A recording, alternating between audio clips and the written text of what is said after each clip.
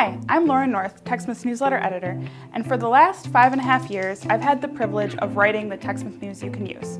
But the TechSmith newsletter has been around for so much longer than that. In fact, our newsletter has been over 20 years in the making. Starting in the late 90s, we began sending our beloved customers TechSmith news and tips. For a while, we had several different newsletters specific to each TechSmith product. But over the years, we combined them into one helpful dynamic newsletter for our readers. We're happy to announce that this month marks an exciting milestone. The February 2018 newsletter is our 100th edition of the TechSmith newsletter you've come to know and love.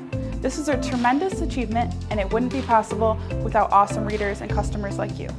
So before you read this month's great content, here is a big thank you from myself and the TechSmith staff for helping us get here. Dankeschön. Merci. Muchas gracias. Dankjewel. Teşekkürler. Arigato gozaimasu. 谢谢. Thank you. Thank you. Thank you. Thank you. Thank you for subscribing, thank you for reading, and thank you for being the best customers, users, and fans. We really can't say it enough.